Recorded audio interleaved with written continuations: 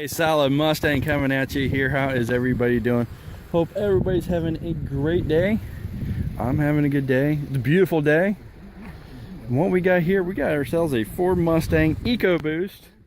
And I have a really special treat for you. Guys, this is not a 2015. This is a 2016 Ford Mustang. I wish they opened this up a little bit, but this is a 2016 Ford Mustang Eco Boost. Really nice car. I've been enjoying driving it for the last 10-15 minutes.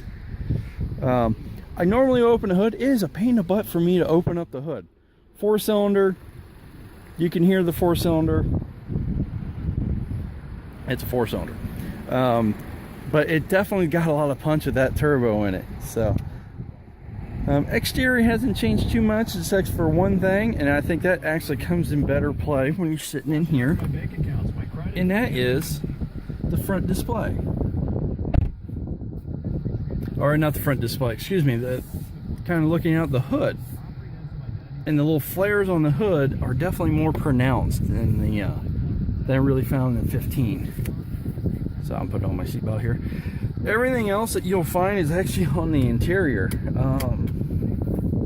And the big one being this, and I'm really loving this. This looks much better. Does not have a nav in this one. I would like to have a nav screen, but does not have it. But this is much better to touch, much better to move things around. This is just much better. You know, that clock, it's actually 302, so we'll go with that. As you can see, everything is much easier to deal with, your sources, and it's not in the corners. I like that. It's not in the corners. You can shift things around without too much of a problem. So let's go back to my boys here. Obviously you can hook up your phone. The other fun thing is down here on the premiums is these things. Change the mode and the steering. This really does work. Now normally most of the time you're like, okay, you know, it changes up to, you know, the steering mode changes from comfort to normal to sport, and you don't feel a thing. You feel something in this one. The modes: sport, normal, track. You feel stuff. You definitely feel stuff. Also during the winter you can get a wet and snow. So let's get driving a little bit. That's the important part, right? It's a pretty nice drive. The seats are very comfortable. Everything else is actually very comfortable. And we're gonna have a little bit.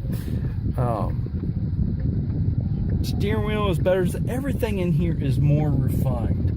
And that was kind of the problem actually I'm having with my Ford Taurus, is that it just doesn't feel refined. And it really feels like they've done a little something here to it. Now, the seats are a little hard to get the back part of the seat for me to get comfy. But it's not. It's just because it's manual. I bet you can probably get an option that's more powered. And speaking of power, boys and girls, this is in normal mode. So now that's one thing. It's a little bit, it does like to not shift back down. It's like, come on, downshift, still waiting on that downshift. There it goes. Okay, so you want the lower gears when you're not really going. There it goes, and that gives you better fuel economy. So but the car definitely feels more refined. It feels better than the last year's. Now here's your only big debate. This thing is $32,000, just a shade under $32,000. Nicely loaded. Do you want a 4-cylinder, or are you going to be green with envy when the guy with the V8 pulls up next to you? Because there's a lot of them out there. And that is a question. That is a big question. The power is definitely there. The power is there. This is a fun track day car too. You can, if you got a track near you, you can drive on. this would be a fun thing to go and get on that track and have a good time with. Put in track mode, you could have a blast.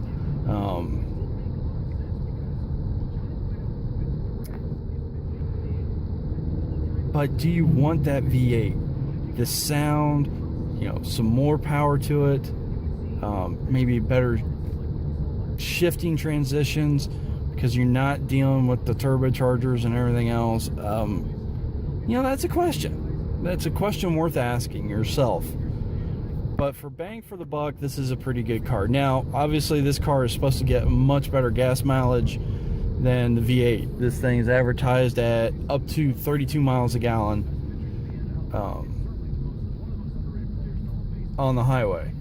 Now, that's being debated on in Motor Trend and in Consumer Reports, as you don't get that really good gas mileage unless you put the really good gas in it. Some people have been saying no, that's not true, and who are driving it. I'd have to drive it for a month. That's not going to happen. And really see if that's actually true. I had to get through a couple gas cycles to really see if that's true. Plus, when you first get a car, they don't typically get as good as gas mileage. Once you get them kind of broken in a little bit, then they drive better. So anyways, overall though, this car is nice. I'm actually pretty impressed. I'm impressed with the refinement on the inside. Did a nice job. Personally, I think they ought to take out the back seats and just give you some space to put stuff in, because that's about all it's worth. You cannot fit your legs back there. There's about, here, I think we can get back here real quick. I don't know if you can see that with the sun. There's about 2 inches. Yeah, that's gonna be a little tough. So we're gonna pull in here in just a minute. Overall, this car is really nice. It's got great pickup. It'd be interesting to see here a couple years when that lease is up, what do I do? And I know my wife is really interested in looking at a Mustang. She might be getting one of these here in a real bright near future.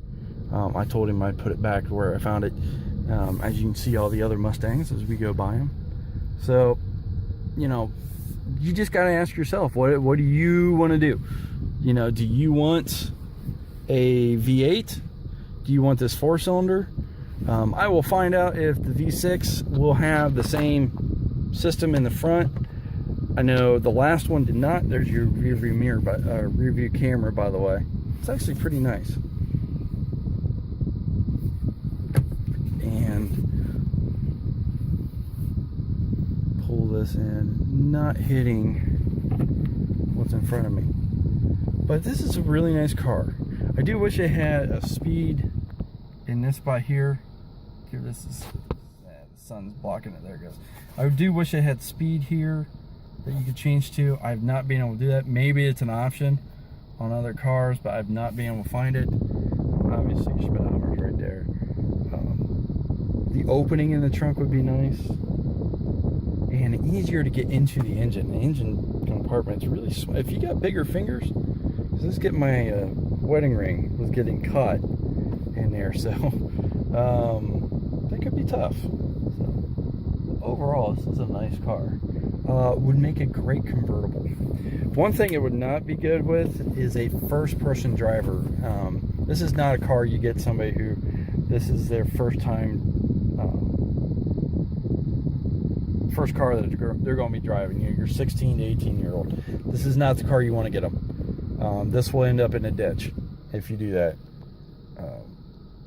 Even with the traction control and everything else helping out, I would say that's probably not the best idea. But overall, this is a really nice little car. And I had fun driving it today.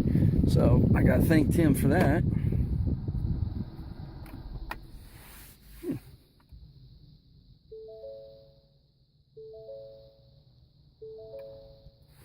Alright, turn that off. Here's our key fob, by the way. Yes, remote start is on here, as well as the trunk release and all the normal things that you would think of. So, anyways, thanks a lot for watching. I do appreciate it. Hope you enjoyed this. Got any comments or questions? Do my best. Please put them down below. And thanks a lot for watching. Solid Mustang. got your 6.